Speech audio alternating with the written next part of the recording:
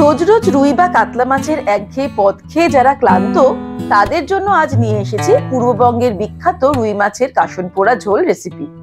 এই নতুনত্ব মাছের ঝোলের আসল মজা তার সিক্রেট মশলাতে। গরমে কম মশলা ব্যবহার করে এত সুস্বাদু মাছের ঝোল রান্না হবে যে স্বাদ জিভে লেগে থাকবে। রেসিপিটা ভালো লাগলে লাইক ও শেয়ার করার অনুরোধ রইল। তাহলে চলুন শুরু করি। সবার প্রথমে 500 গ্রাম রুই মাছ নিয়েছি। মাছগুলোকে এরকম রিং রিং পিস করিয়েছি, ভালো করে ধুয়ে নিয়েছি। মাছের মধ্যে প্রথমেই দিয়ে দেব হাফ টিস্পুন নুন, হলুদ গুঁড়ো দিয়ে দেব 1/4 টিস্পুন, লঙ্কার গুঁড়ো দিয়ে দিচ্ছি 1/4 টিস্পুন, তারপরে 1 টিস্পুন মতো সর্ষের তেল দিয়ে ভালো করে নুন, হলুদ আর তেলটা মাছের গায়ে মাখিয়ে নেব। মাছগুলোকে ভালো করে নুন, হলুদ, লঙ্কার গুঁড়ো, তেল দিয়ে মাখিয়ে নিলাম। এবারে আমরা চলে যাব পরের স্টেপে। এবারে একটা কড়াই ভালো মতো গরম করে নিয়ে তার মধ্যে দিয়ে দেব সর্ষের তেল। তারপর আমরা তেলটা যখন ভালো মতো গরম হয়ে যাবে তখন এর মধ্যে মাছগুলোকে দিয়ে দেব। 2 পিস করে মাছ ভেজে নিচ্ছি একবারে। 1 মিনিট হয়ে গেলে মাছটাকে উল্টে দেব।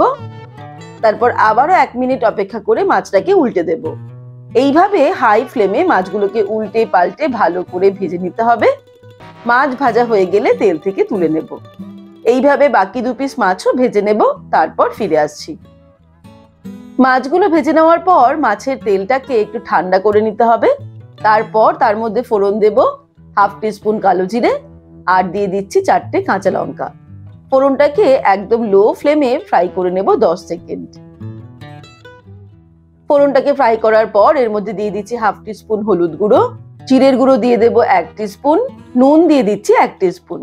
তারপর অল্প পরিমাণে জল অ্যাড করে মশলাটাকে ভালো করে কষিয়ে নেব। ফ্লেমটা কিন্তু একদম লোতেই রেখেছি। লো ফ্লেমে 1 মিনিট মশলাটাকে কষিয়ে নিলাম। এবারে এর মধ্যে জল দিয়ে দেব। যে পরিমাণ ঝোল আমাদের দরকার, অ্যাকচুয়ালি এই কাসন পোড়া রুই মাছের রেসিপিটা কিন্তু একটু বেশি পাতলা ঝোলই হয়, সেই অনুযায়ী ঝোলটা দিতে হবে। ফ্লেমটাকে হাই করে দেব। তারপর এর মধ্যে দিয়ে দেব ভেজে রাখা রুই মাছ। এবারে গ্রেভিটা ফুটতে শুরু করলে ফ্লেমটাকে একদম লোতে রেখে এটাকে ঢাকা দিয়ে 5 মিনিট রান্না করব। আর 5 মিনিট সময়ের মধ্যে এই কাসন পোড়া রুই মাছের ঝোলের স্পেশাল মশলা তৈরি করব।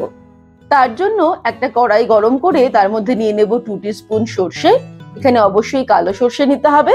তারপর ফ্লেমটাকে মিডিয়ামে করে সর্ষেটাকে ড্রাই রোস্ট করব যতক্ষণ না সর্ষেটা চড়বড় করে ফুটতে শুরু করছে। এই যে চড়বড় করে ফুটতে শুরু করবে তখন আমি ওভেনটাকে অফ করে দিয়ে আরো 30 থেকে 40 সেকেন্ড সর্ষেটাকে রোস্ট করে নেব। তারপর এটাকে আমি নিয়ে নেব হামুনদিস্তার মধ্যে। হামুনদিস্তার মধ্যে আমি এটাকে গুঁড়ো করে নেব। এটা আমরা চাইলে মিক্সিতেও গুঁড়ো করতে পারি, কিন্তু মিক্সিতে গুঁড়ো করলে একদম মিহি গুঁড়ো হয়ে যাবে বা ঠিক সুন্দর ফ্লেভারটা আসবে না। তাই জন্য আমি হামুনদিস্তায় গুঁড়ো করছি, তবে আপনারা চাইলে মিক্সিতেও গুঁড়ো করে নিতে পারেন।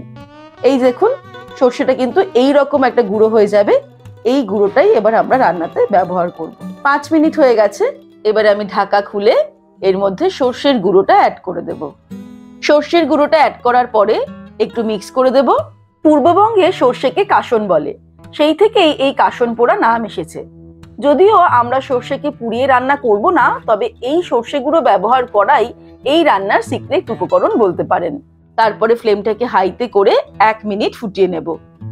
কাসন পোড়া রুই মাছের ঝোল কিন্তু এরকম একটু পাতলা ঝোলই ভালো লাগে, অসম্ভব সুন্দর খেতে হয়। আপনারা যদি কোনোদিনও ট্রাই না করে থাকেন তাহলে এরকম ভাবে একবার ট্রাই করে দেখবেন। 1 মিনিট ফুটিয়ে নিয়ে এবারে সব শেষে আমি দিয়ে দেব কিছুটা ধনেপাতা কুচি।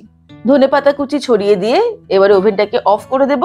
তারপরে আর 5 মিনিট ঢাকা দিয়ে স্ট্যান্ড বাই টাইমে রেখে দেব, যাতে ধনেপাতার ফ্লেভারটা মাছের ঝোলের মধ্যে ভালো মতো মিশে যায়। ব্যাস তৈরি হয়ে গেল খুব সহজে গরমে কম মশলায় দারুণ টেস্টি রুই মাছের কাসন পোড়া ঝোল রেসিপি। এবারে আপনারাও একবার এইভাবে বাড়িতে ট্রাই করে দেখতে পারেন। আশা করি পরিবারের সকলের ভালো লাগবে, সাথে নতুনত্বও লাগবে। রেসিপিটা ভালো লাগলে লাইক ও শেয়ার করার অনুরোধ রইল।